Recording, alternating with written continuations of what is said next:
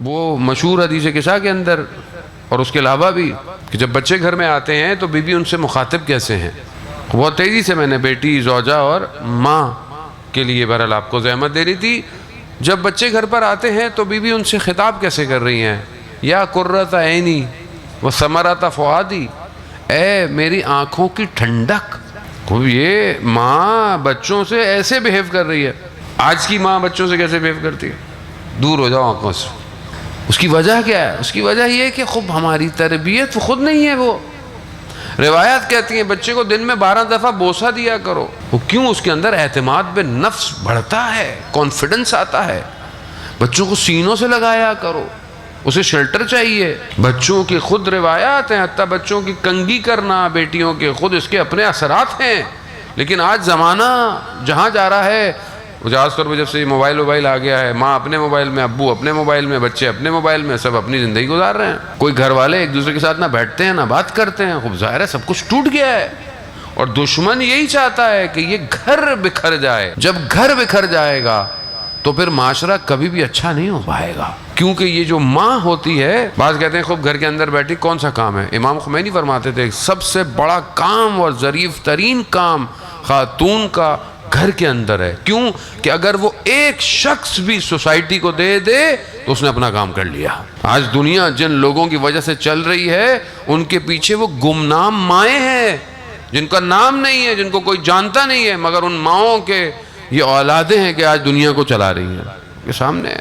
بڑے بڑے علماؤں کو دیکھ لیں، ہستیوں کو دیکھ لیں، جو بھی کام کر رہے ہیں وہ ان ماؤں کے ثمرات ہیں.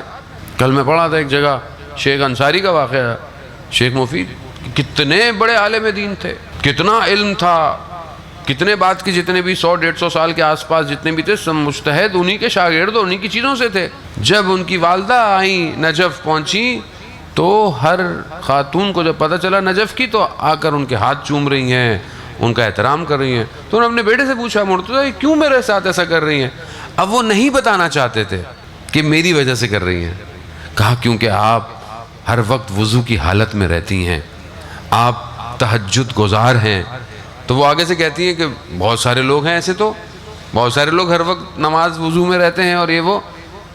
پھر انہوں نے کہا کہ نہیں آپ کیونکہ زیارت پہ آئی ہیں اسی لیے. کہا بہت سارے لوگ زیارت پہ ان کے ہاتھ کیوں نہیں چوم رہی ہے؟ بہرحال خیر ماں بھی ماں تھی، انہوں نے جب اتنا زیادہ بولا تو یہ بول گئے کہ یہ ماں میری وجہ سے آپ کے ہاتھوں کا بوسہ لے رہی ہیں. تو آگے سے کہتی ہیں تمہارے میں کون سی ایسی خاص بات ہے مرتضیٰ، تم بھی تو ایک عام آدمی ہو. تربیت یہی تربیت انسان کو عبد خدا بنا دیتی ہے. خوب کیا ہمارے گھروں میں ہے تربیت؟ کیا ہم اس کے لیے کوئی پلاننگ، کوئی چیز؟ اور یہ تربیت ایک دن سے نہیں ہوگی. جب بیٹی آپ کے گھر میں ہے، جب آپ اس کی تربیت کریں گے تو کل یہ ایک بہترین ماں ثابت ہوگی. یہ ماں ایک دو دن میں ثابت نہیں ہو سکتی ہے.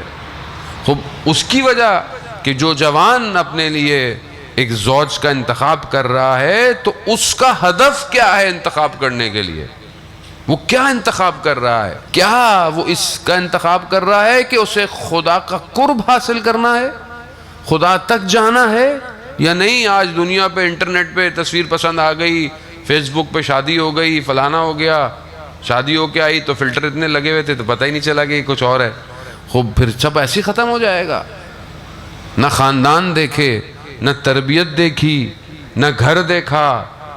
عزیزان محترم وطن کی طہارت جو ہے وہ ایسی خواتین پیدا کرتی ہے. خوب کتنا انسان پاک ہے آج ہمارے گھروں کے اندر، پاکیزگی کتنی ہے، حلال حرام کا کتنا خیال ہے.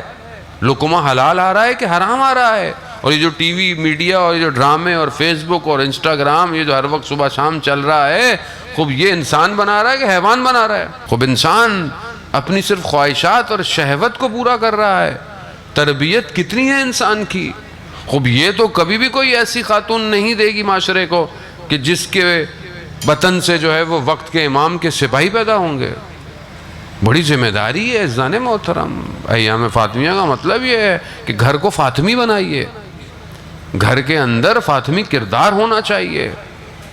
جب آپ ایسا کریں گے تبھی تو پھر آپ وقت کے امام کے لیے اس حکومت کا قیام کر پائیں گے کہ جس کا انتظار ہو رہا ہے، ورنہ پھر ہم کیسے جو ہے وہ آگے کی طرف بڑھیں گے عزیزان محترم۔